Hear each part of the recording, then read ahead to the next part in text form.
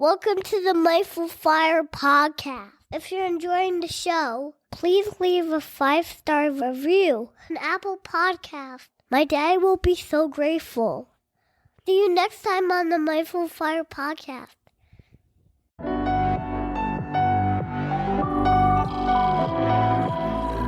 Welcome to the Mindful Fire podcast, a show about crafting a life you love and making work optional, using the tools of mindfulness, envisioning, and financial independence. I'm your host, Adam Cuello, and I'm so glad you're here.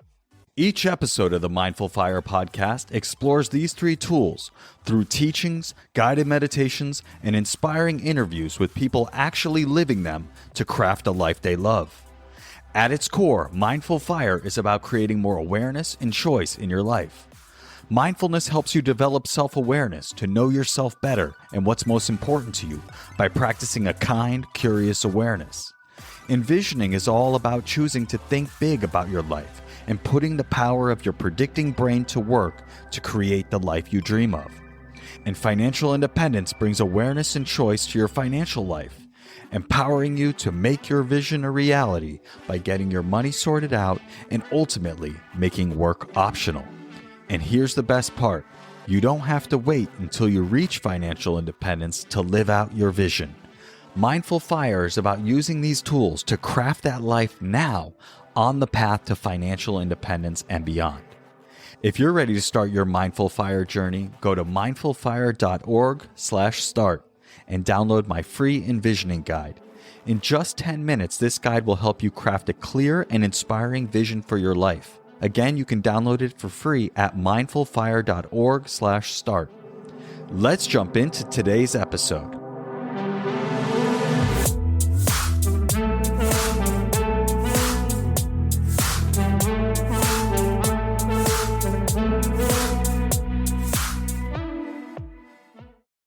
JL, welcome back to the Mindful Fire podcast. I'm so thrilled to have you here.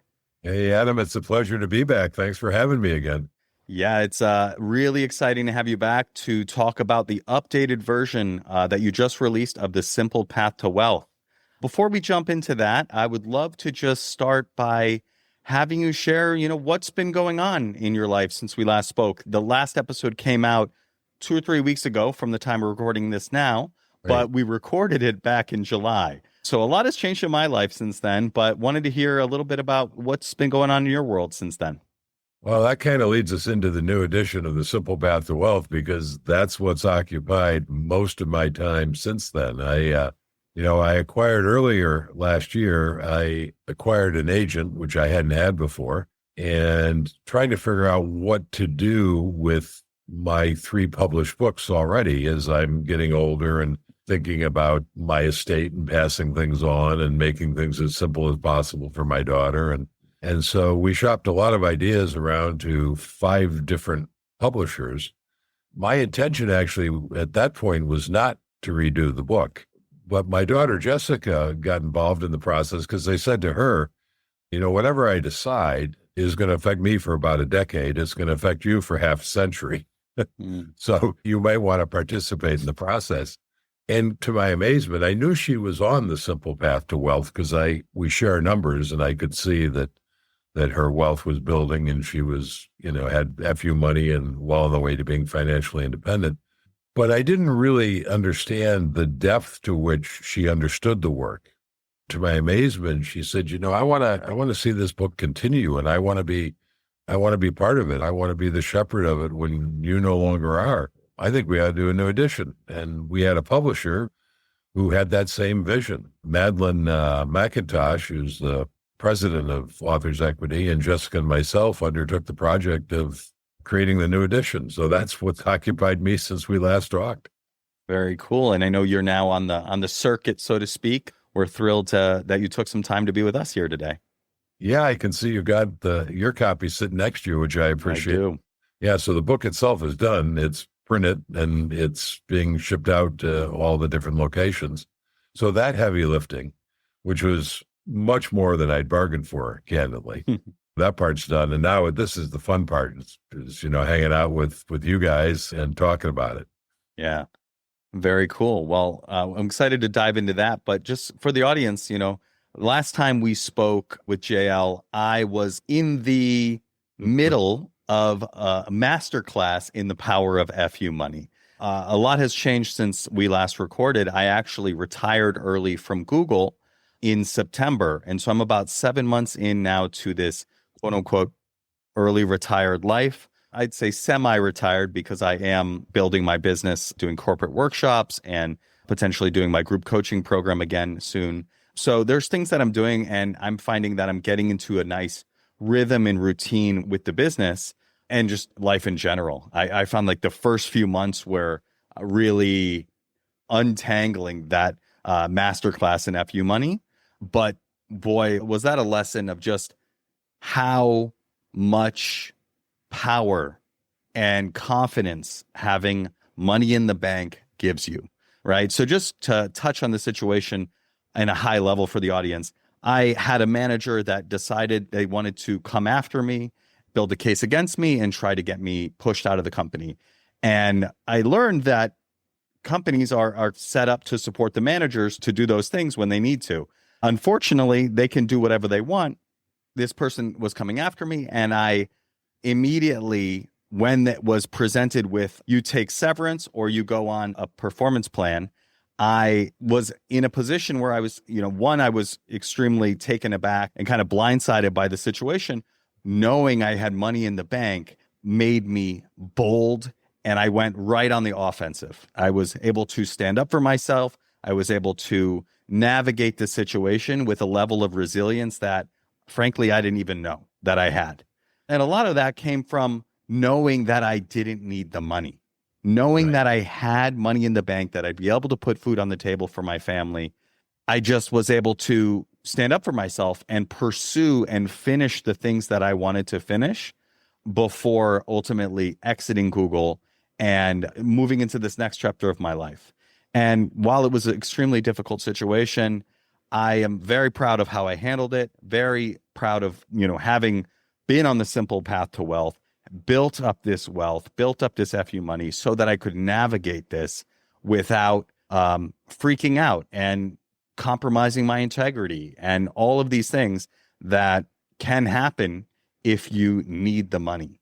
And so just wanted to share, kind of that update about my life, that I'm now actually in this early retirement period. And also just thank you for writing the book, because it allowed me to be in the position where I had FU money and I didn't need their salary. I certainly didn't need the small amount of severance they were offering me in exchange for signing away all my rights. I was able to navigate that situation and move into the next chapter with confidence and clarity and momentum. So thank you for writing the book, and excited to get into what's new. Yeah. So congratulations, man. That's awesome. And it's also a lot of these conversations, and people will say to me, I becoming financially independent sounds great, but it's so much deprivation. I have to take this chunk of money that I'm earning, and instead of spending it on stuff I want, I got to invest it. I got to save it. And that just feels like deprivation. And my reaction to that is, it doesn't feel like deprivation to me at all. What it is you are choosing what's most important. What's the most important thing your money can buy for you? For me, and obviously for you, the choice was your freedom, your financial freedom. And you buy that. It's not deprivation at all. It's a choice of selecting what's important to you. You buy that, of course, by buying assets that you invested. And that allows you to be in the position you just described. And I would be willing to bet an enormous amount of money that's sitting here right now. If anybody were to ask you, what's the most valuable thing you've ever bought with your money? Your answer would be my financial freedom. And I think that's something that I strive to get more people to understand, because I don't think most people are ever going to follow the simple path to wealth, because we live in this very consumerist society that there's always a drumbeat of, if you buy this thing or that thing, your life will be better. The opposite sex will find you more attractive. You deserve a break today. All this stuff. The most fundamental, desirable thing you can buy, in my opinion, is rarely mentioned. frankly, when it is mentioned, a lot of people don't want to make that choice. They'd rather buy what I call the trinkets and trash. And hey, it's their life, it's their money.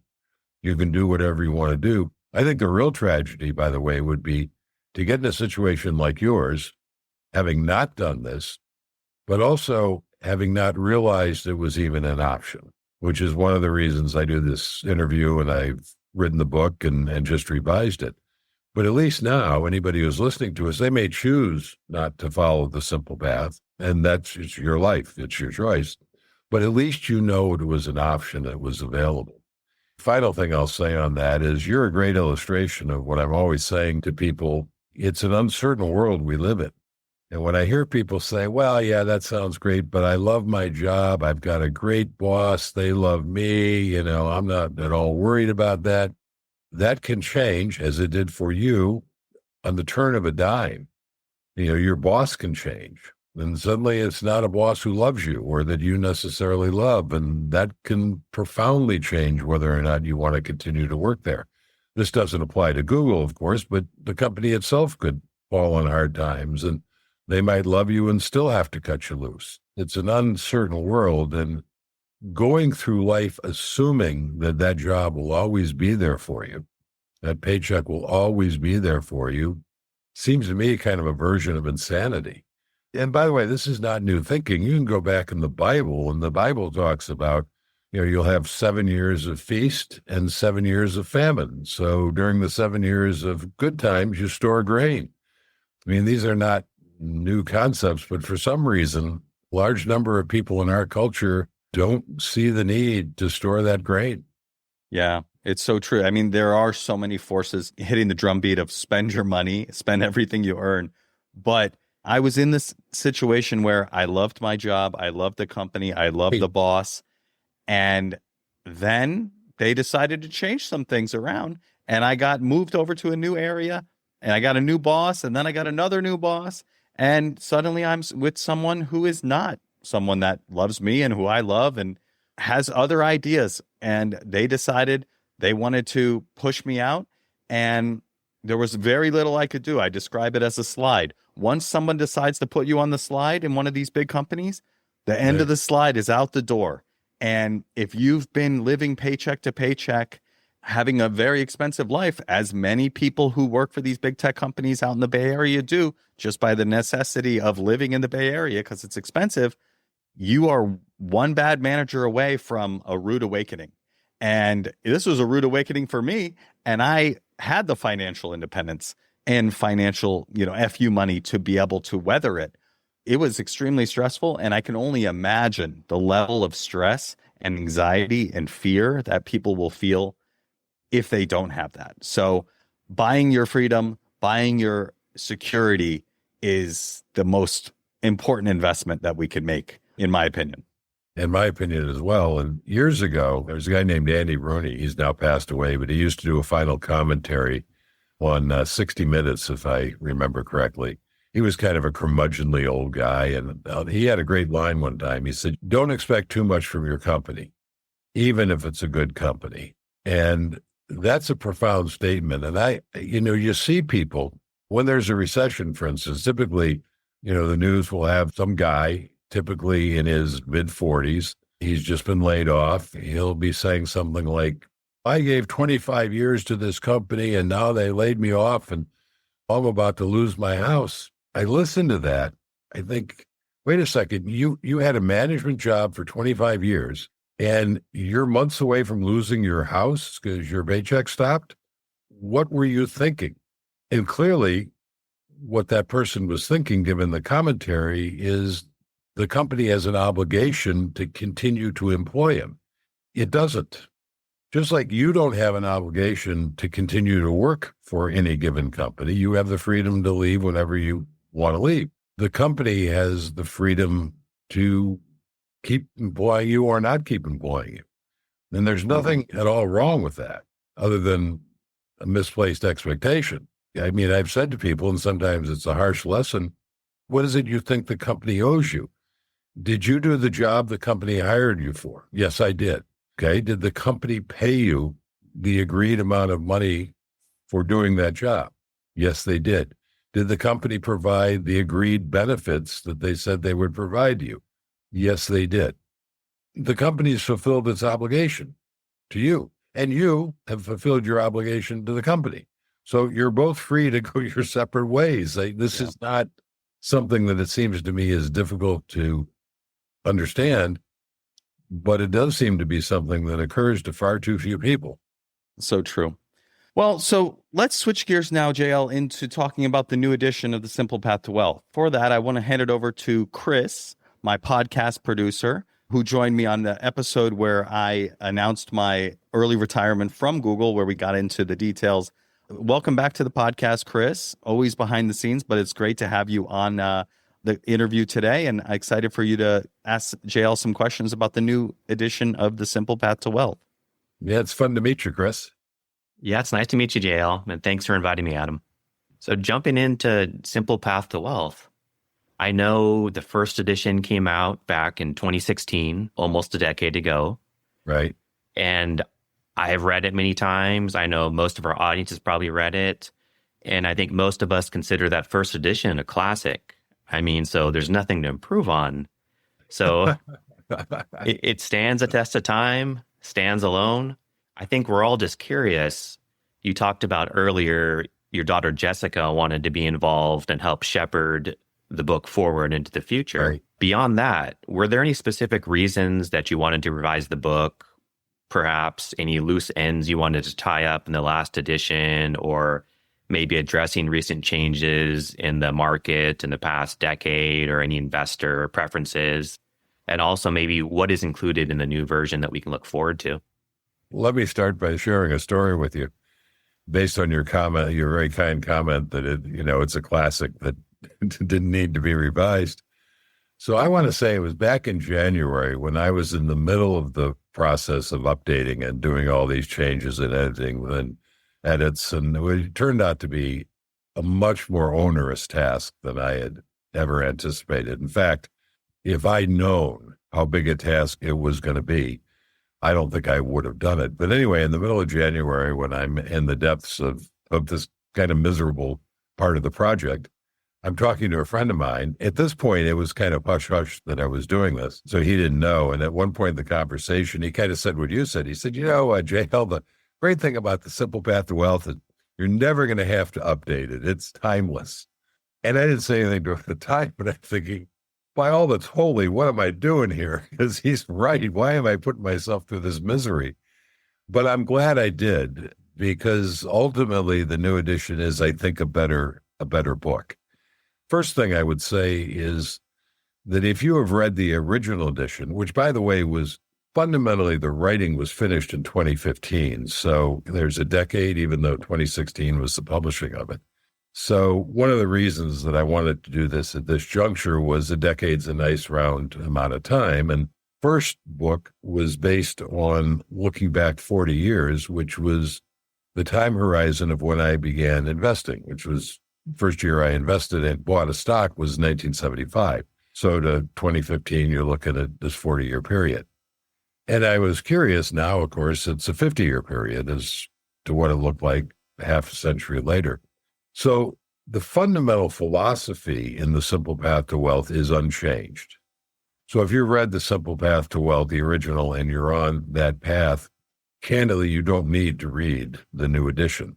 You might enjoy reading it because there's a lot of interesting new material in it, but there is nothing that is fundamentally changed in the approach that I recommend or what the Simple Path looks like. What is there? Well, we went through and updated all of the numbers, all of the what-if analysis numbers we looked at.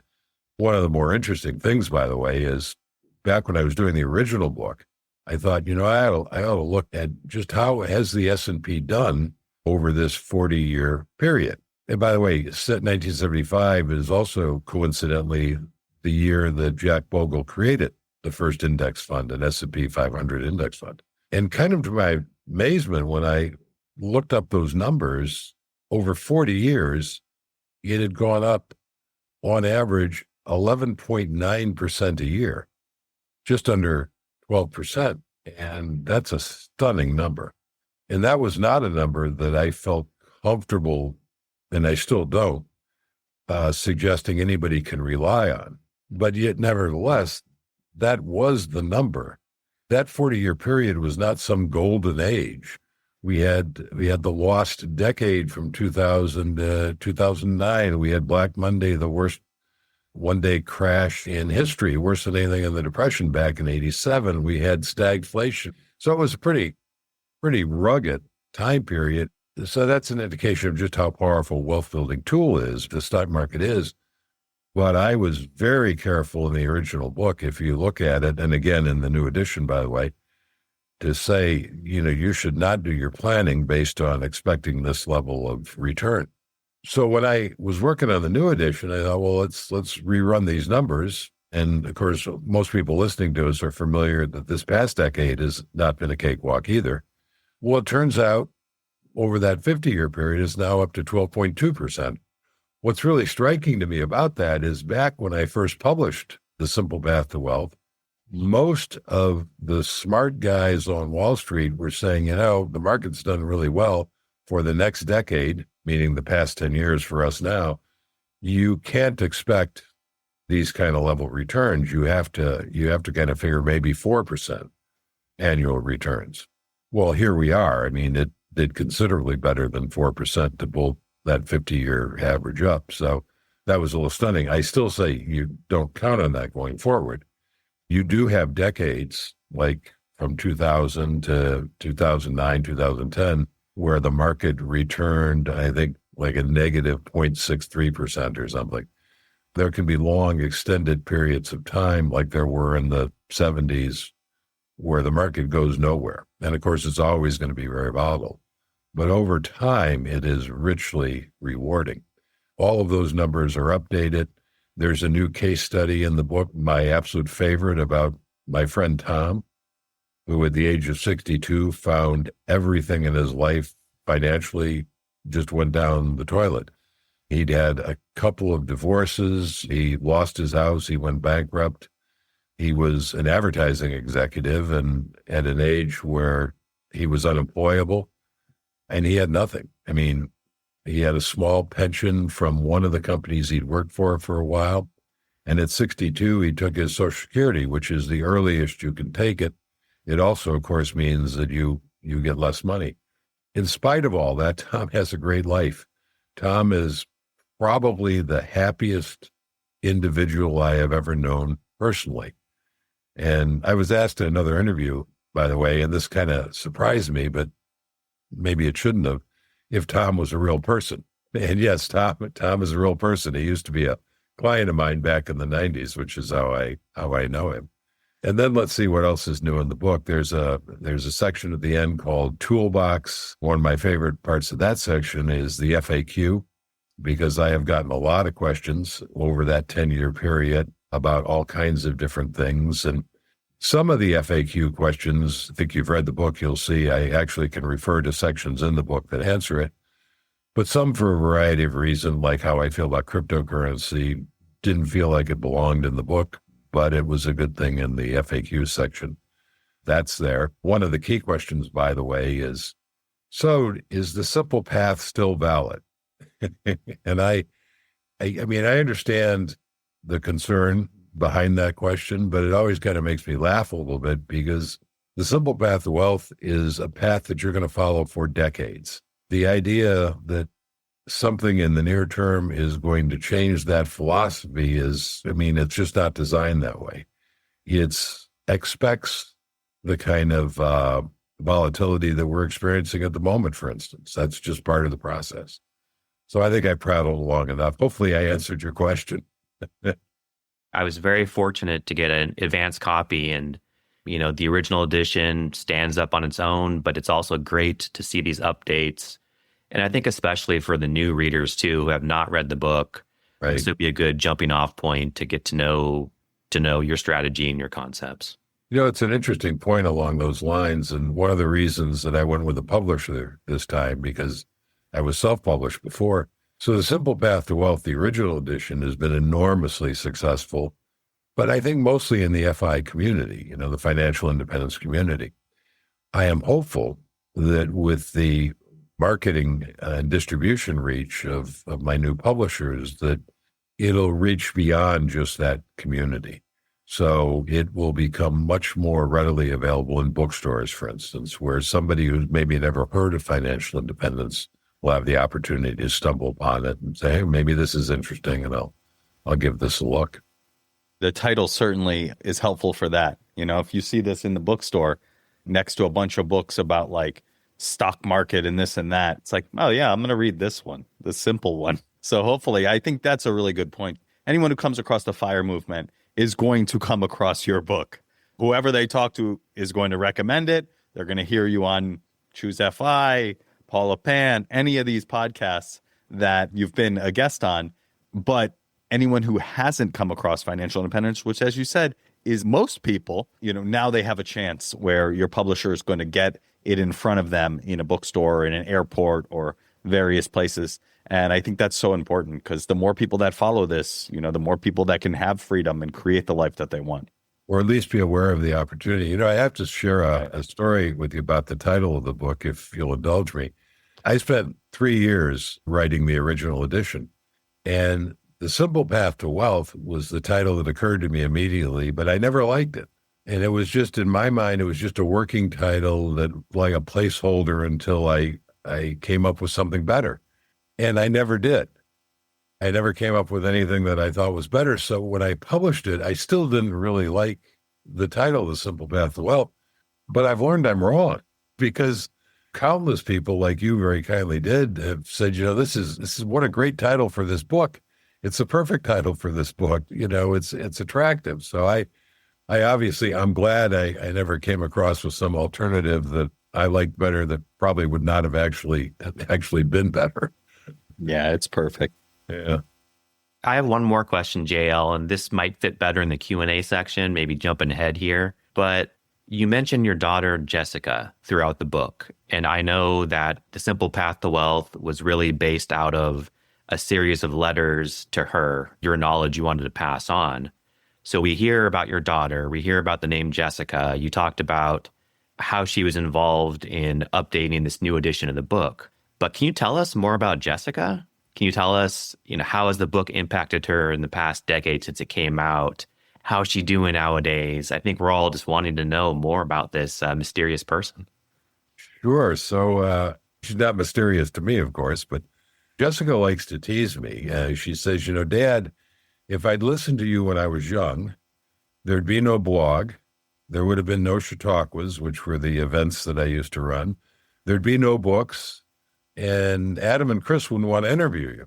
And she's right. But when she was very young, because I think this stuff is so important, and like every parent, I want my kid's life to be wonderful. I want it to be rich and free with all kinds of options. I made the mistake of pushing this investment stuff way, way too hard and way too early. And I managed to turn her off to all things investing. And I was dismayed by that. And my wife, Jane, by the way, used to say to me, you know, she's absorbing more than she lets on. And that gave me some comfort, but it sure didn't feel that way to me. So, as you alluded to, I started in probably around 2010 writing a series of letters to her about this stuff. So the information would be available in case I wasn't around by the time she was ready to hear it. And then a friend of mine said, you know, I shared it with this friend of mine. He said, hey, this is pretty interesting stuff. You ought to put it on a blog and share it with your family and friends. And I'd heard of blogs before, but I'd never actually seen one. I kind of joked that the first blog post I ever read was the first one I wrote. But it seemed to me to be a great way to archive the information. Created the blog, jlcollinsnh.com, and I started putting this stuff up as a series of blog posts. And by the way, I sent it to all my friends and relatives, and none of them cared. But that was okay with me because that wasn't the real purpose. But then, kind of to my amazement, I began to attract an audience beyond my friends and relatives who were interested. And that's kind of how it took off. And then the idea of the book came to when this body of information in the blog had become big and somewhat cumbersome. And I thought, well, I can distill this into a book. And I'd always kind of wanted to write a book where it is more concise, better organized. Hopefully the writing's a little better polished. And so that's how the book came to pass. Anyway, all of this is happening while Jessica's in college. You fast forward, and she is now in her early 30s. She just, kind of like you, Adam, she just quit her corporate job last fall. I don't think she's fully financially independent yet, but she has FU money, and she got tired of what she was doing. And it was a great company. They were good to her. They liked her. She liked them, but it was just not something that spoke to her soul. She had the financial resources to step away from it. And how long she steps away, I don't know, but that's what she's doing now. This was not planned, but the good news for me was that coincided pretty well at the time that I put together this agreement with Authors Equity to do this new edition of the book. And to my amazement, as I said earlier, I learned that Jessica was now keenly interested in this stuff, and she understood it at a depth that I had no idea that she had reached until we started working on the book together. So I was telling the story earlier about how onerous this rewrite was for me back in January, and that's true. But the really joyful part of it was working with Jessica on it, seeing how engaged she was and how effective she was in coming up with these updates. It was really gratifying to me as her father. So, long answer to your question. She actually finally did listen. She has been on the path ever since she got out of college, and it's paid dividends and put her in the same kind of position that Adam's in. I'm enormously gratified by that. By the way, one last thing on that, because I asked her at one point, when did this happen? When did you start thinking differently about this? And she said, when I was in college, I would hear my friends talk. They were so nervous about money issues. And so, it was kind of a mystery to them, and it was kind of terrifying. She said, I thought the way I grew up hearing about this stuff all the time is the way everybody grew up. And she said, it wasn't until I went to college that I started to realize how unique it is that none of my friends had ever heard this stuff before. So suddenly she was in the position of explaining some of these things to her friends. And as they say, the best way to learn something is to teach it. So there you go. That's awesome. Sounds like mission accomplished. Well done, sir. Well done. Mission accomplished. Yeah. Even though I didn't realize it was being accomplished at the time. Very cool. I think that's so fantastic that she's hearing it the whole time. Your wife was right. She was absorbing it.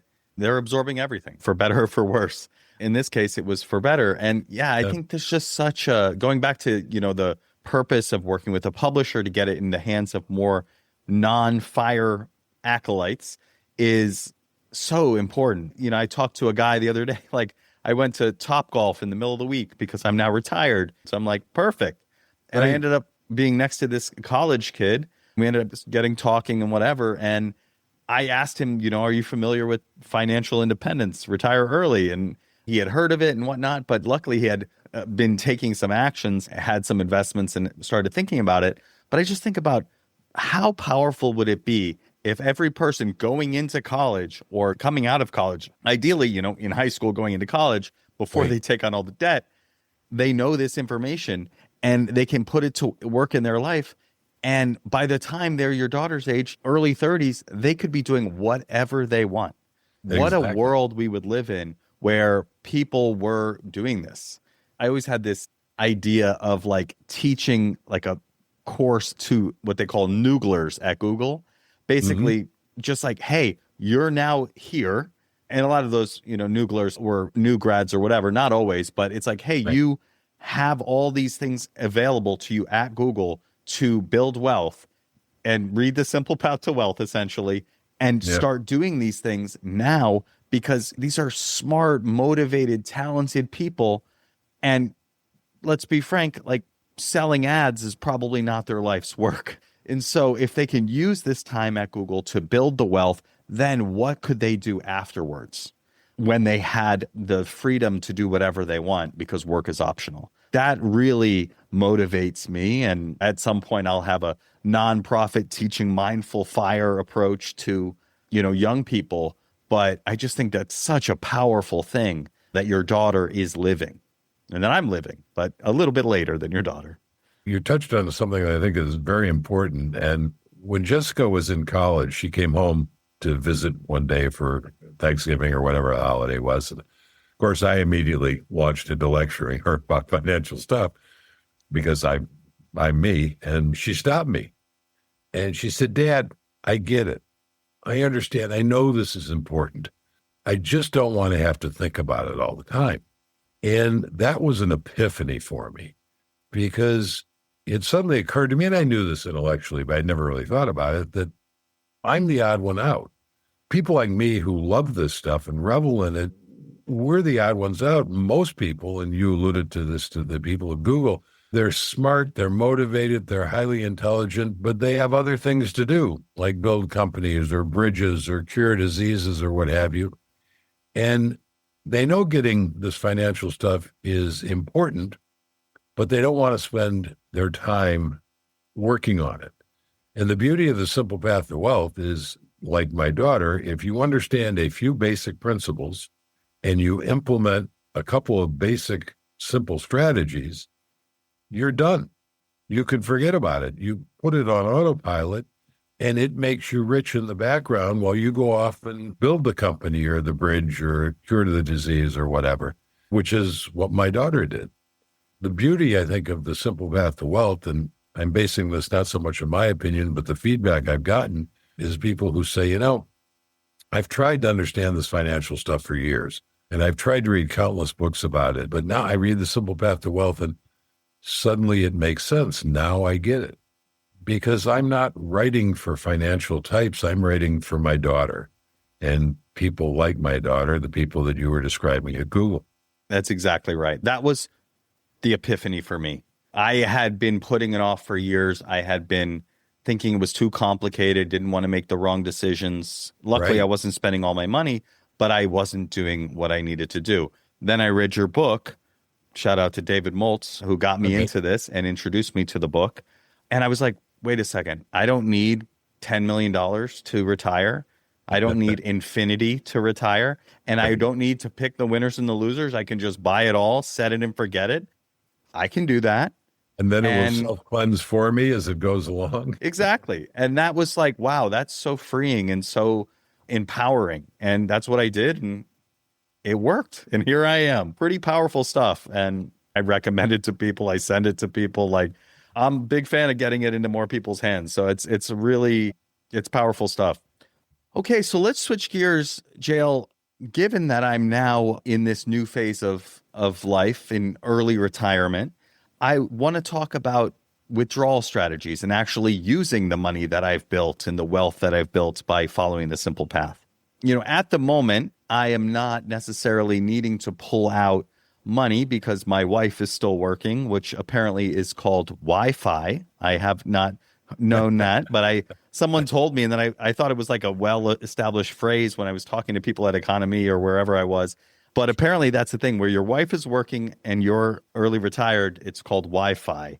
My wife hates that term, but at the moment that's the situation we're in. So don't necessarily need to pull out. There is potentially a gap that we need to cover, which we would need to use some investments for, but that all depends on how much money I make with my business. I would love to hear your thoughts on, okay, let's take an example of a person who is approaching financial independence. They're about to move into the next chapter of kind of turning off the faucet, so to speak, of money coming from a traditional job. What's your advice on how to think about using the money that you've built? So let me answer that with sort of two case studies, if you will, me and my daughter, right? Because we had different situations. So I didn't come to what is the simple path to wealth until I was much older. I was wandering in the wilderness for decades figuring this out. And so for a large part of my investing career, I was a stock picker. And by extension, I was picking actively managed mutual funds that were run by people who were stock pickers, trying to figure out which stock was going to outperform, which fund was going to outperform, blah, blah, blah. It took me an embarrassing long time to embrace the power of indexing. I mentioned earlier in the conversation, 1975, coincidentally, the year I started investing was the year that Jack Bogle introduced the first index fund, the S&P 500 index fund at Vanguard. I didn't know about that at the time. I frequently think, though, had I known about that and that I just invested in that fund and done nothing else for the rest of my investing career, how much wealthier I would be today. But I didn't know about it. So you can't blame yourself for things you didn't do that you didn't know about. But 10 years later, in 1985, a friend of mine who was a financial analyst out of the University of Chicago, the University of Chicago did a lot of work on efficient markets and what have you. He was the first one who introduced me to this idea of indexing.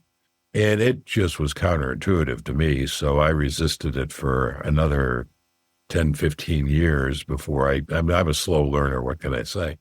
Anyway, all of this is a long way of saying that when I stopped my corporate career, which was 2011, and started living on the portfolio, the first thing I did was to start selling off the cats and dogs that remained from that earlier life. The stocks that if I had a loss in them, I sold them and took the loss to set aside gains. And then ones that I had gains in now, your income drops, so you can take those at favorable rates. And so that's how I first generated the income until eventually all that stuff is gone. And then you're living on the index funds. So that takes us to Jessica. Jessica never made those kinds of mistakes. She started with VTSAX, which is Vanguard's Total Stock Market Index Fund, from the very beginning. As is my recommendation, when you are in the wealth building process, when you're working and you've got earned income flowing in, you should be saving a significant part of that income to buy your freedom, and you buy it by pouring it into VTSAX on an automatic basis, an investment that holds 3,600 roughly different companies, so well diversified, but very stock focused, so very aggressive and somewhat volatile. But you can endure that volatility. In fact, that volatility works for you because you're putting in money every couple of weeks or a month or whatever your schedule is. So when the market's down, you're picking up those shares at bargain prices. So it's a beautiful thing. Last fall, as I mentioned, she stepped away from her corporate job. At that point is when you add bonds. It doesn't matter what age you are. She's very young, but she's now living on the portfolio. So she and I sat down and we talked about it. And as I'm remembering, I think she decided on either a 20 or 25% allocation towards bonds in her portfolio. So at that point, she's got 75% still in VTSAX, and now she's got 25% in VBTLX, which is Vanguard's Total Bond Market Index Fund. That pays a larger dividend because it's a bond fund. And I want to say like 3.5% or something like that. So the first thing we did is calculate, okay, how much income is this bond fund going to throw off for you a year? When she was building her wealth, she was having all of the dividends reinvested. When you're living on your money, you change that. So now she has her dividends from VTSAX going into her bank, and she has the payouts from VBTLX going into her bank. And I think VTSAX is like 1.3% or something in dividends. So we calculated that. Then we looked at how much that she wanted to have to live on. Those two things were not quite enough, and they rarely are. If you're thinking about following the 4% rule and you want to live on 4% of your income. So obviously, somebody is paying, say, 3.5% and another thing that's paying 1.3, you're not going to be at that 4%. So then you set up a schedule. So now you have those dividends flowing in that are picking up a pretty big portion of what you need, what you want to spend. And then you figure out what's the remaining portion. And you reach out to Vanguard or whoever your brokerage company is, whoever you have your investments with, and say, I want to have you sell a certain number of shares each month or once a quarter, or whatever the schedule you decide on, and transfer that money into my bank. I think she does it quarterly. So there you go. And then that brings you up to wherever it is that you want to be. You are only selling a very small portion of your shares at any given time. So the market is still volatile. People think, well, as the market has in recent history, when it dropped close to 20% not too long ago, oh my God, I've lost 20%. Well, only if you sell everything right now. If you're pulling out a tiny percentage over time, then yeah, you're going to be selling some shares at a lower price, but it's really not very damaging. That's kind of how the mechanics work. Is that what you were looking for? Yes, definitely helpful. Couple follow-up questions. So I guess first on the dividends piece, why use those first? Why not reinvest? Because you need the money, so you might as well just take that rather than paying capital gains on selling more shares, or Right. So in your situation where you said you don't need the money from your investments, you should continue holding your investments and having those dividends reinvested. got it. What I'm describing is my daughter's situation. She needs the money to live on. It's like, how do your investments generate that money? They do it in two ways. They do it in dividends and interest, and they do it by selling a few shares. But if you get to the point, let's say your wife decides she's going to retire and now Mm-hmm. there is no other income and you're living on your investment, you will want to do something along the lines of what I described. Got it. And when she switched into bonds, was that in her taxable brokerage? Were there capital gains to make that switch? It's actually a great point because she did have, of course, pretty substantial gains in her VTSAX over time. And so when you sell that, it is a taxable event, long-term capital gains, so not quite as onerous as, the regular tax brackets, but still, they can be up to 20%. Ideally, if you can do that in a tax-advantaged account like an IRA, and by the way, you should absolutely, if you're working for a company and you leave that company, roll your 401k, which hopefully you were funding, into your own IRA so you have more control. But yeah, so she made that change in her IRA. It was not a taxable event for her. And then by the same token, when I was doing it, of course, I had all these cats and dogs, as I refer to them, and Mm-hmm. some of them had losses and some of them had gains. So I sold all the ones with losses and sold as much as the ones with gains as I could to take advantage of those losses. And then I just had to pay the gains as I sold more over time. When you retire, your tax bracket drops dramatically because you're not earning the big money. And investment money is taxed much more favorably than earned income. You're in a very tax advantageous position to begin with.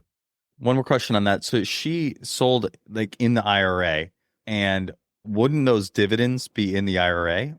They are in the IRA, so you have to play a little bit of gamesmanship. Some of this is just a way of thinking about it.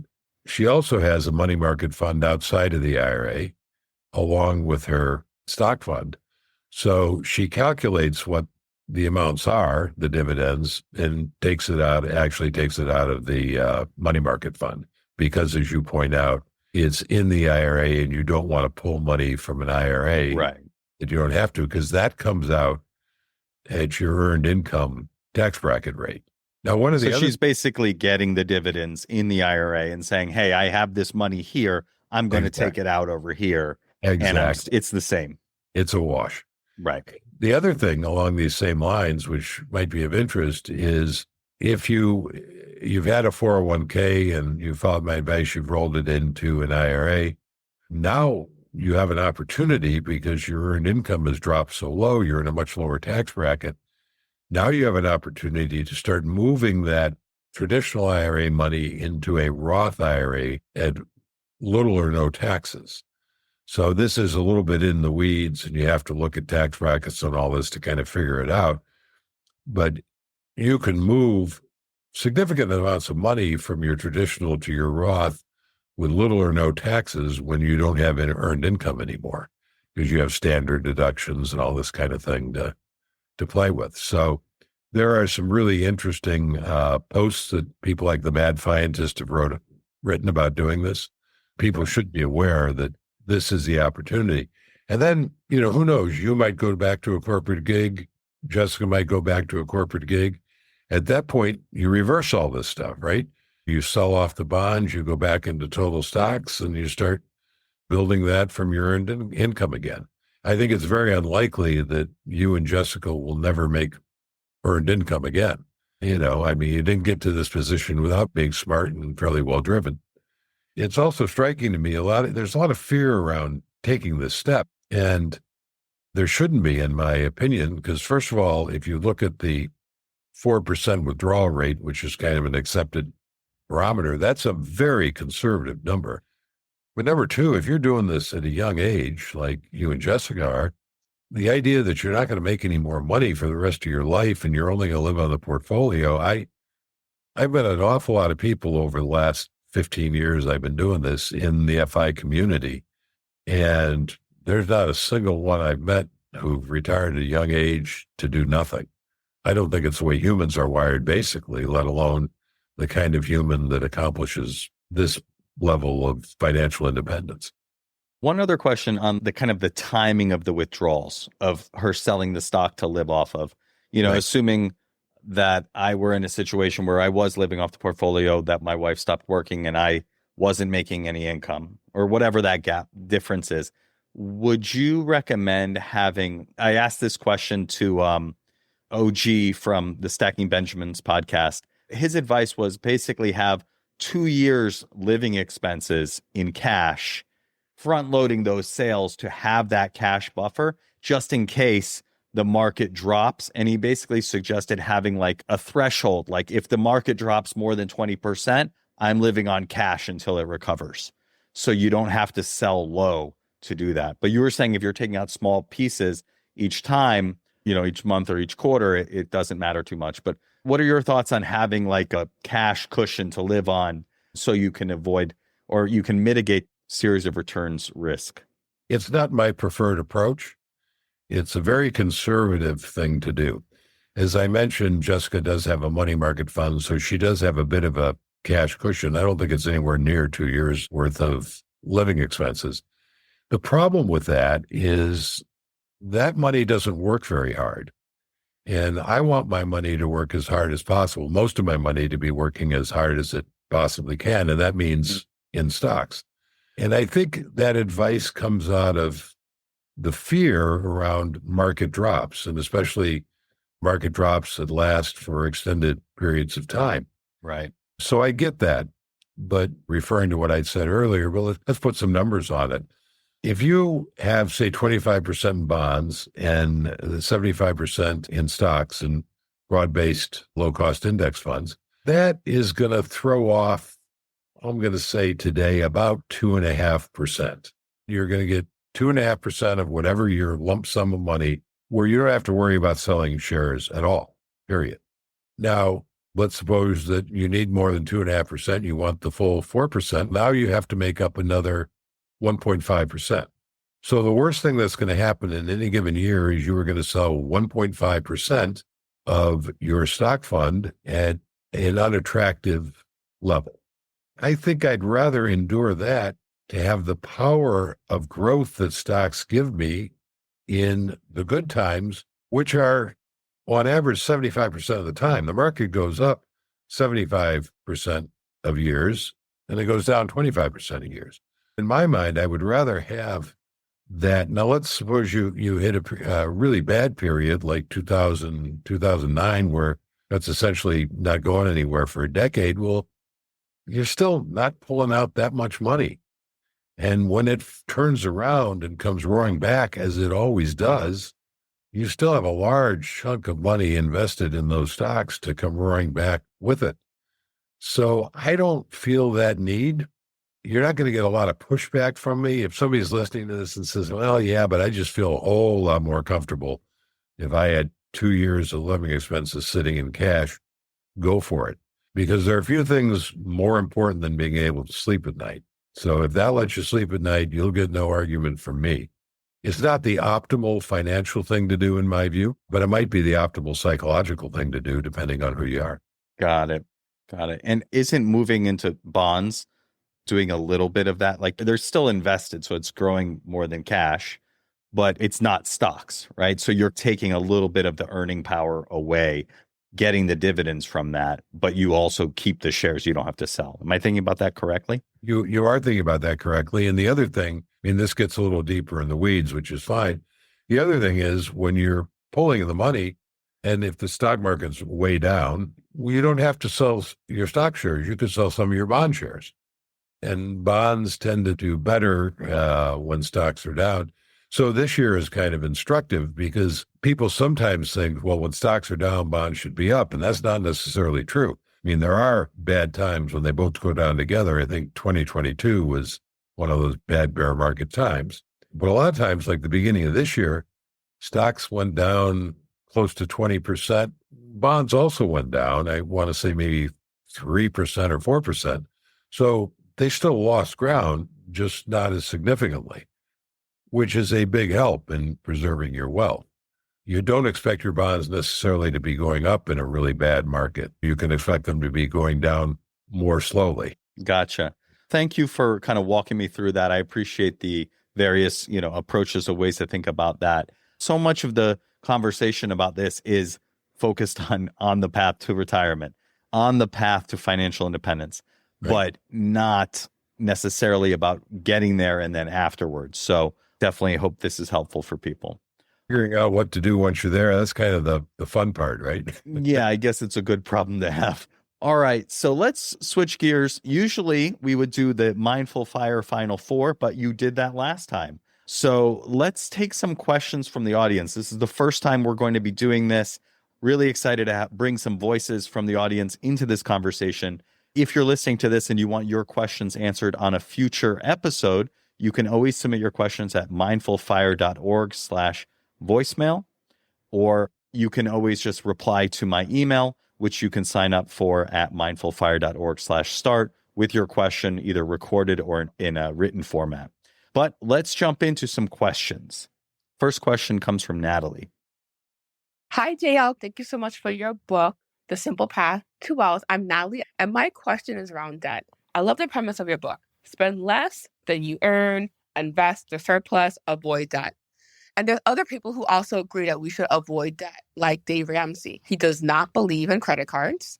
He'd rather people use secure credit cards or debit cards or cash, which can make it a little bit tricky when you're trying to buy a home, buy a car, or rent a car.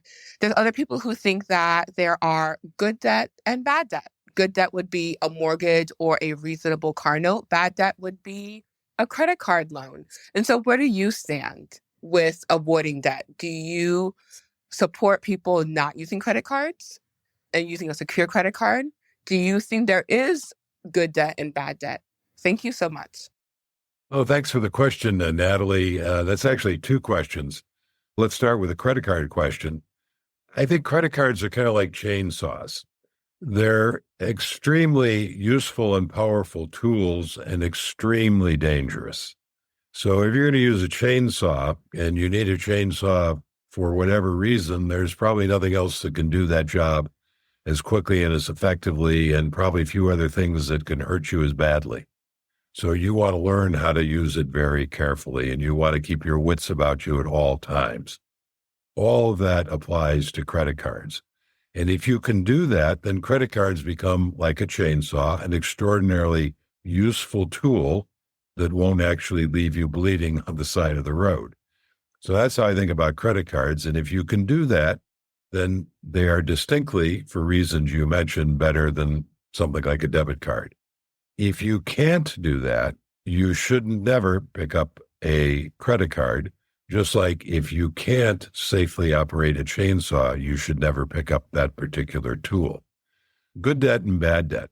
I think there is such a thing, but I think you need to be very, very careful. I'm not sure that a car note is good debt. I have personally never had a car loan in my life. I've never made a car payment. What my dad taught me was every time he would go to buy a car, he paid cash. And then once he bought the car, he would start making car payments to himself, to his bank account, to his savings account. So now, instead of paying interest to a lender, he is having interest paid to himself. And he would buy a new car every 5 years. So at the end of 5 years, that bank account would be large enough that he had enough money to pay cash for the new car. And then the cycle would begin again. So, of course, the obvious question then becomes, well, how do you get the cash to begin with? That can be the challenging thing. And the answer to that is you drive junkers. You drive very, very cheap, inexpensive cars that you can buy for cash, that you can buy for very little money. And you start the cycle driving those junkers, and then you make the switch to buying a new car. If, by the way, you actually want to buy a new car. I know a lot of people who prefer driving older beater types of cars. They're not only less expensive to buy, they're less expensive to insure, There are a whole lot less to worry about, but well, they can be very reliable. So I don't think of car loans as being good debt. Mortgages are probably the only thing that I would consider good debt. And then I would say be very careful, because when you go to a real estate agent and the real estate agent talks to you about your situation, what are you looking for? How much do you make? How much does your partner make? Using those kinds of numbers, how much debt do you have? The real estate agent will calculate the maximum amount of house you can afford to buy. Then you go to the lender that's going to issue the mortgage, and the lender's going to do exactly the same thing. They're going to look at your income. They're going to look at your debts. They're going to look at your credit rating, and they are going to try to figure out the maximum amount of money they are willing to lend you. Why do they do that? The real estate agent does it, of course, because the most expensive house you buy provides the largest possible commission for the real estate agent. And there is an assumption, in fairness to real estate agents, by the way, that everybody wants the most expensive house they could possibly afford. The lender does it for a very similar reason. It costs exactly the same amount to originate a loan for a low amount of money as it does for a high amount of money. The only difference is the larger the amount of money, the more interest the lender is going to collect on that loan. So both of those entities are highly motivated to see you in the most expensive house you can afford. I think for the vast majority of people, that's a mistake. And the vast majority of people who do that wind up having a house that they can technically afford, but that takes away all of the other options as to how they can spend money, including on investments. So my personal approach is don't seek to buy the most house you can technically afford. Seek to buy the least house that meets your needs. Hope that helps. Great advice. Thank you so much, JL. Let's go to the second question. So we'll go to David, my buddy David, who introduced me to the simple path to wealth and financial independence altogether. Hi, JL. A lot of the talk is avoid lifestyle inflation along your way to your FI number, calculate your annual expenses, which is based on what you're currently spending while working 40 hours a week. But there seems to be very little talk of your expenses going up a lot after you retire. And I'm not just talking about healthcare costs. I'm talking about entertainment. Suddenly you have 40 hours a week with nothing to do. And so you probably go and spend money during the day when you wouldn't before while you were at work. And also you probably want to travel, including international travel. So all of this seems like your expenses could go up a lot after retirement. So how do you think about that? How do you avoid lifestyle inflation in retirement? Thanks so much. Hey, David, great question. First of all, I understand you're the one who introduced Adam to this whole financial independence path. So thank you for being out there spreading the word. I'm not sure I entirely agree with you that your expenses necessarily go up in retirement, even though you are clearly going to want to do a lot of things like travel, maybe international travel that you weren't doing before. But a lot of other expenses, like a work wardrobe and commuting and lunches out and all that sort of thing when you're working, a lot of expenses also drift away. I've never been one for budgeting necessarily, but I've always very carefully tracked my expenses. The reason I did that was I wanted to know exactly where my money was going. I wanted to easily identify what expenses were optional if the market winds turned against me and were not at my back anymore. Back in the day, I loved international travel, so that was a huge expense on my expense list. But I also readily knew that was not something I had to do. It was something that I could afford to do based on the amount of money I had invested and using the 4% guideline for withdrawing. But if things went seriously south, maybe I don't want to spend 4% anymore. And so that's something I would cut away, along with, going out to eat and all the different luxuries that we all love to indulge in. So if you keep track of those things, as long as the wind's at your back and your investments are growing in your retirement, you can keep doing them. And as long as you structure them to be within what you can afford, given your asset base, you can keep enjoying them and doing them as long as it lasts. But if the wind ever turns against you, now you can very easily and quickly go and say, okay, these are things that I can do without until times get better. So that's how I think about it. Again, I hope that helps. Thank you, JL. All right, let's go to another question from another David. This is David C. Hi, Adam and JL. My name's David. I'm calling in from the UK. Just to give you a little bit of background, 45 years old. I'm around about 70% of my way to my FI number.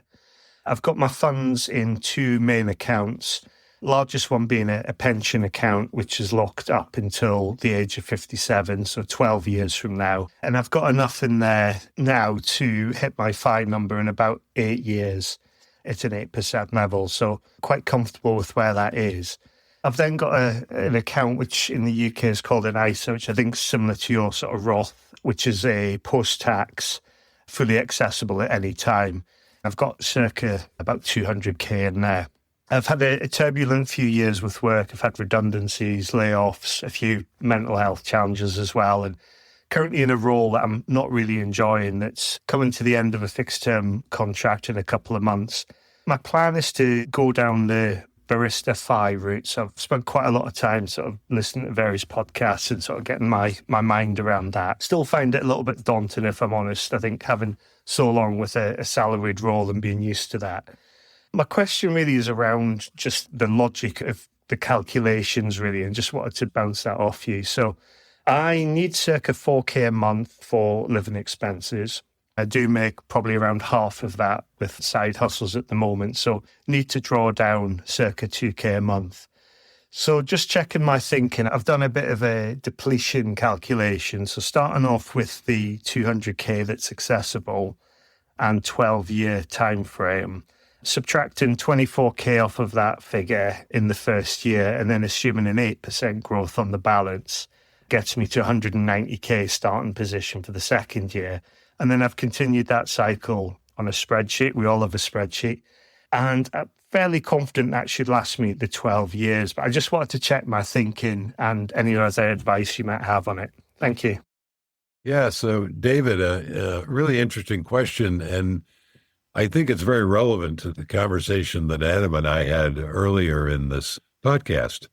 Hopefully you listened to that. You heard me describe what my daughter is doing in terms of her dividends from one source and making up the difference by selling some shares. But as Adam was questioning me more closely, and some of those, like the bonds, were in a tax-advantaged account that you really don't want to touch, it becomes a little bit of a mental exercise rather than a reality in terms of your thinking, in her case, of I want to pull 4%. That's kind of what you're doing with your $200,000. And I think it's the right way to think about it. I don't have a fuller picture of your financial situation, so it's hard for me to comment as to whether you will be in a good position at the end of that 12 years and you can draw on the other account. It sounds like you will be. So it sounds to me like your thought process is right on target. It's going to be very rare, it seems to me, that people are going to retire in a situation, because there are all these different government-created investment programs, and some of them are locked away, and some of them are tax-advantaged and what have you. It's very difficult to just cleanly draw a 4% from all the different sources, which is what you're faced with. So I think you kind of have to analyze it the way you've been analyzing it. So my sense of what you described is you're thinking about it correctly and you're on target. And congratulations. Sounds like you're in a very good place. Awesome. All right, let's go to the next question from Aubrey. Hi, Adam. Thank you for the amazing podcast. And JL, thank you for the amazing books. The Simple Path to Wealth has been the single most gifted book to family, to friends, and now that I'm a financial advisor from the FI community to people that I'm helping. The one reservation I've had is that since it was written for someone starting out in life, your daughter, that someone coming to this later, like in their 40s, 50s, 60s, might feel like they got the information too late. And I give them the book anyway, because the information itself is timeless. But do you have any advice or maybe a specific chapter to start with for people who might get the impression that they're starting late because they're not someone's daughter at the start of their life? I've also given Pathfinders because it has stories of so many people at so many different stages of life. but specifically because the instructions in The Simple Path to Wealth are so clear, I want my friends, family, and clients to have that information, and I just want it to be received in the best way. Thank you. Aubrey, a great question. And as I was listening to it and formulating what my response was going to be, then you went ahead and you stole my thunder. One of the things I was going to say is there's this book, Pathfinders. One of the things that's been striking to me ever since I launched The Simple Path to Wealth back in 2016, and as you correctly point out, it was written for my daughter, who was at the beginning of her life and her financial journey. One of the things that was striking to me is how people from all over the world and at all different starting points and walks in life have taken the basic concepts and applied it to their own unique situations. So that's what made me think of Pathfinders, because that's a book that's filled with 100 stories just like that. I appreciate that you already identified that and you also give them that book, because I think in many ways, for somebody completely new to this, Pathfinders is almost a better introduction to the idea that this is something that truly anybody anywhere in the world can do, then followed up with The Simple Path to Wealth, which describes exactly how to do it. So having said that, this is a question I get quite a lot, because there are an awful lot of people, and probably most people, who don't come across my work at the very beginning like my daughter did. They come across at some later stage in their life.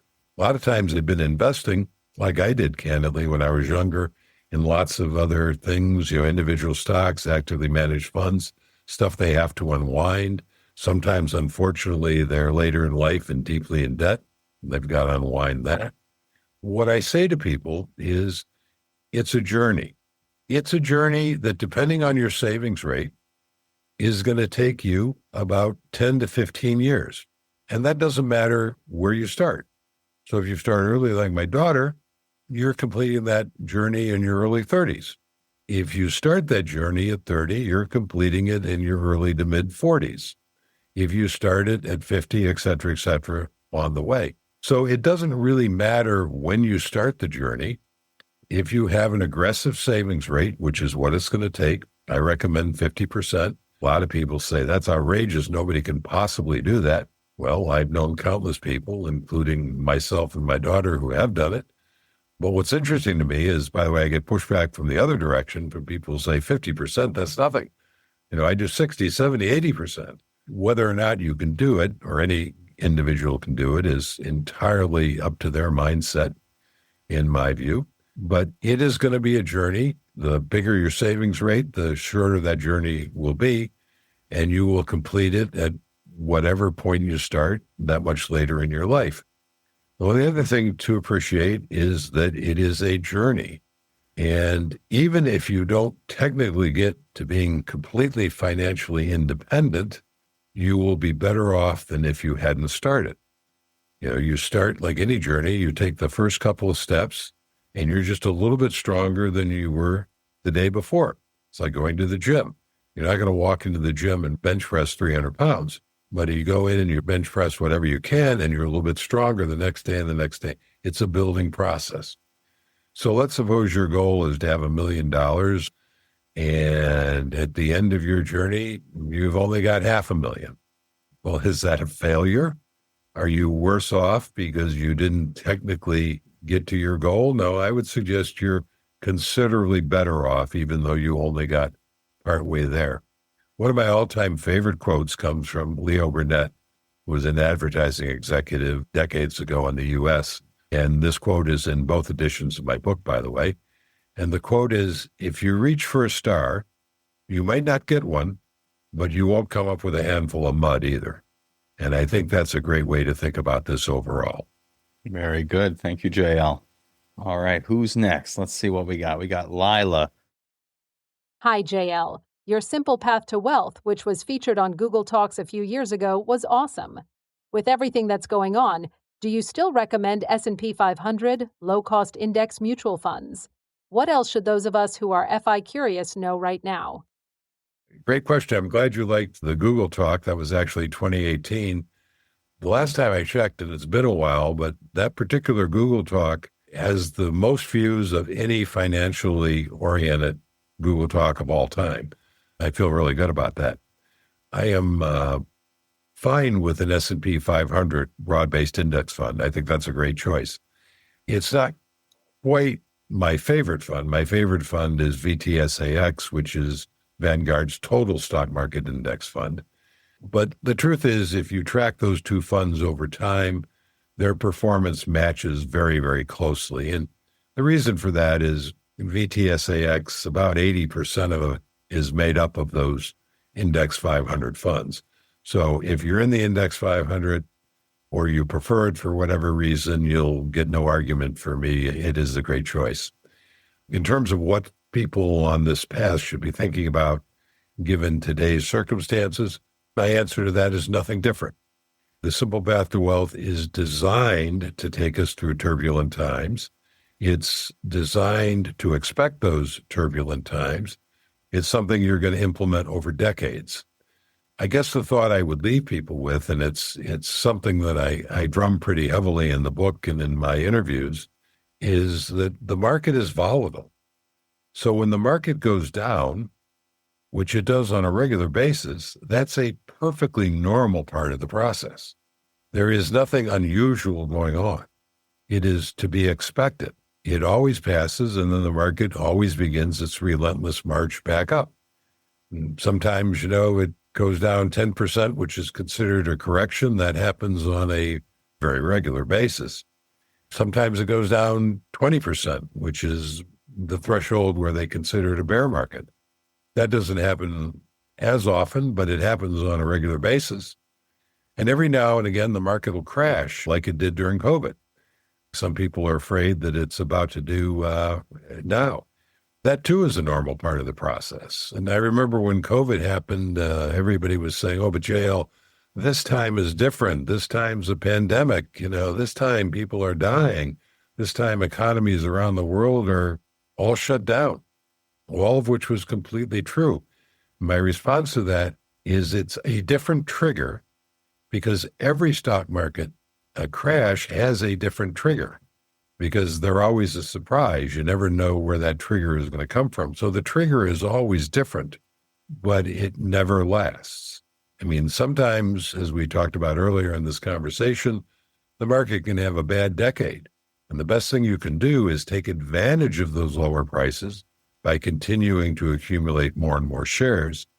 Imagine if in the beginning of 2000, when the market went down, I think 48%, so pretty good crash.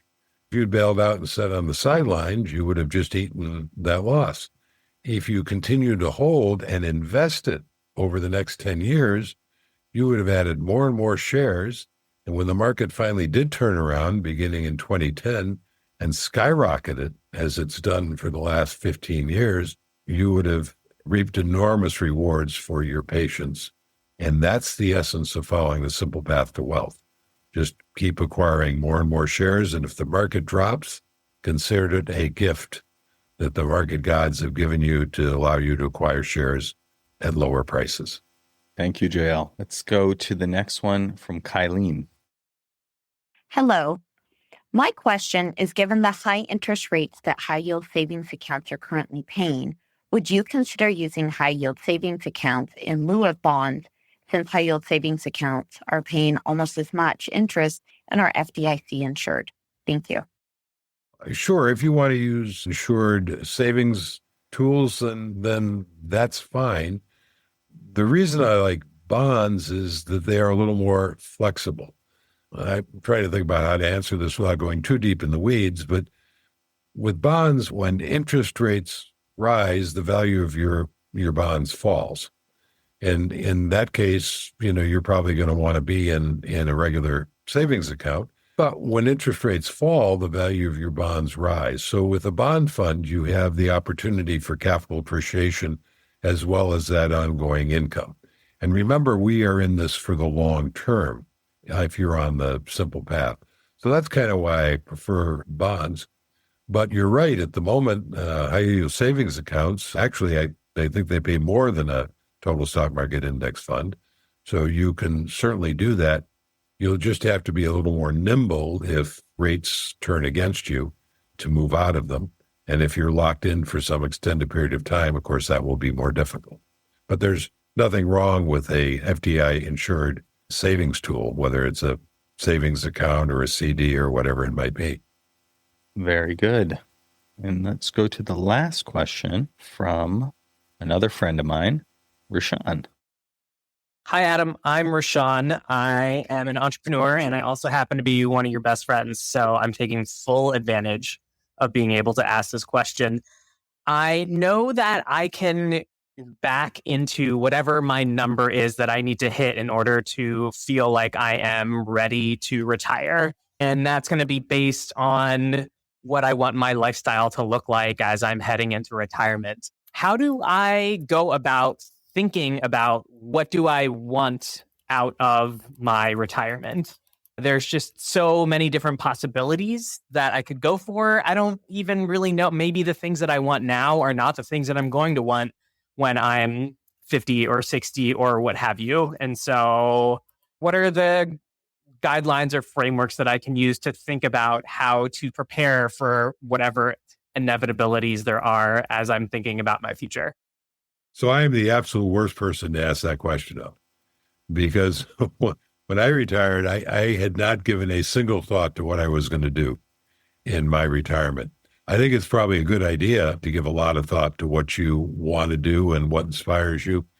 I think you're absolutely right. I don't know how old he is, but sounds like he's probably closer to your age. So almost inevitably, when he's 50 or 60, he's going to want different things than he wants today. But I don't think you have to figure that out now. I think you figure it out as you go along.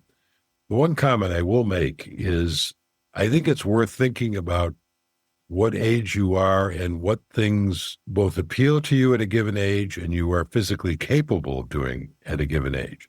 So I'll give you a great example. In my 20s, I did a fair amount of backpacking out in the backcountry. I did a fair amount of bicycle touring, even though that was kind of an unheard thing back in the 70s when I was doing it. I'm not physically capable of doing either one of those things, and nor am I willing to sleep on the ground anymore. Now I want to stay in luxury hotels. So I'm glad that I did those things in my 20s. I'm glad I didn't say to myself, I'm going to wait until I'm retired to do those things. When you're retired, you may not have the physical ability or interest to do it. By the same token, when I was in my 20s, I not only couldn't afford to stay in luxury hotels, I really didn't care about staying in luxury hotels. Every season has its things, right? So everything in its own time. I guess my only advice I would give is to think about things that you can do, assuming he's in his 30s, for instance, things that you can do now in your 30s that appeal to you. And then if there are things like, say, a river cruise that you can easily do when you're older, maybe that's something that you set aside for when you're older. Maybe that's not the best thing to do now. The more physically challenging things might be the better thing to do now when you have your maximum physical health and abilities. Great advice, JL. And yeah, I'll just add a comment as well, since, this is something that I focus on a lot. I'm a big believer in not waiting to reach some arbitrary number to start living the life that you want. And so I would highly recommend starting to think bigger about what's possible for your life and just start living that life now. Because if you think you're going to want to do something after you reach financial independence, whenever you do that, whether it's in your 50s or it's in your 30s, you need to actually try that and see if you like it. I have a free envisioning exercise that you can download at mindfulfire.org/start. That's a great exercise to get you thinking bigger about your life, what you might want. And then you can use the envisioning practices that I teach on the podcast and in my group coaching program to actually start planting seeds and living that life now. That way you don't need to wait and you figure it out along the way. But I love the advice that you gave, JL, about doing what you're physically able to do. I think that was a big takeaway for me from another great book called Die with Zero, where he says, you can't hike the Inca Trail when you're 75 years old, most likely. So do that now and prioritize spending that money now to do that activity so that you can have what he calls the memory dividends later on. But I'm going to hand it over to you, Chris. I know you have a question for JL. I'm going to let you ask that question and then we'll wrap up. Okay, sounds good. Thanks, Adam. Okay, JL, last question of the day. Okay. For many of us in the FI community, reading The Simple Path to Wealth for the first time was a major inflection point in our lives, at least in a financial sense. It was a light bulb moment, realizing that investing can actually be easy, virtually anyone could do it, and that the ensuing outcome can lead to extraordinary results over time. So thinking about your own life, have you experienced any inflection points or a big aha moment where something hits you like lightning and all of a sudden your life changes? And this could be related to money or just any other area of your life. Wow, what a question. Probably when I was very young, I came across, very fortunately, a book called How I Found Freedom in an Unfree World, written by a guy named Harry Brown. I think it might be out of print, but I think it's worth seeking out because, as I mentioned earlier, I was kind of wandering in the wilderness when I was on this path. In my circle, of course, there was no internet. There was no easy way to connect to people who might share similar ideas, but were in vastly different locations. Nobody in my immediate circle, both of friends and business acquaintances, was doing anything remotely like saving 50% of their income like I was doing. I was completely out of step with the rest of the world around me. I was okay with that because that's what felt right to me, but it was always a little bit stressful because I was so profoundly out of step with the rest of the world. And this applies to other things in my life. One of the things that this book, How I Found Freedom in an Unfree World, opened my eyes to was that was a good thing. That being out of step with the rest of the world was not only acceptable and, you could do it, but it was a good thing. That was an eye-opener for me. When everybody else is going one way and you're going the other way, you're a better person than I if you're thinking at that point they're all wrong and I'm right. At least I was questioning, what am I missing? And fortunately, I kept going the way I wanted to go because it paid huge dividends in my life. But that book was a great reinforcement that it was okay to do what I was doing and to think the way I was thinking. So maybe those are the kinds of things. And I guess the other epiphany I had was when I finally accepted the value of indexing. As I alluded to earlier, it took me an embarrassing long time to get there, because I was so ingrained in being a stock picker and I was reasonably good at it. It's just that indexing would have given better results for a whole lot less effort. So I would have been much better off if I'd embraced it sooner. But ultimately I got there, and maybe if I hadn't wandered in the wilderness doing all those other things the way I did, I would not have fully appreciated the power of indexing and wouldn't have been able to write a book like The Simple Path to Wealth. Very good. Thank you so much, JL, for answering all the questions from our audience.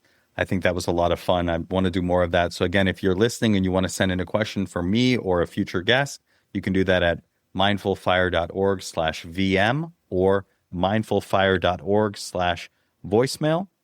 JL, where can people find your new book, find the new version of The Simple Path to Wealth, and connect with all that you're doing in the world?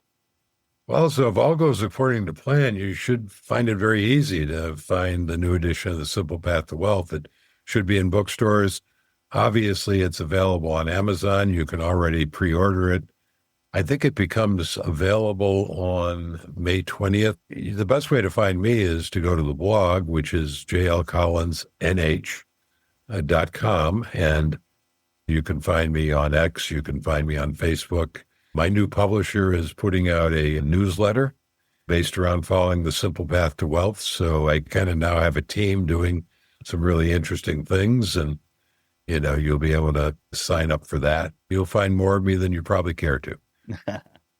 Well, thank you so much, JL, for being here, for sharing your wisdom with me, Chris, and the audience. It was an absolute pleasure. And Chris, thank you to you for being here as well.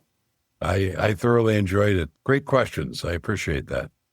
Thanks for joining me on today's episode of the Mindful Fire podcast.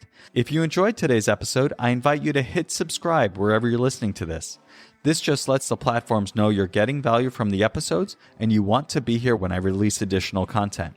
If you're ready to start your Mindful Fire journey, go to mindfulfire.org/start and download my free envisioning guide.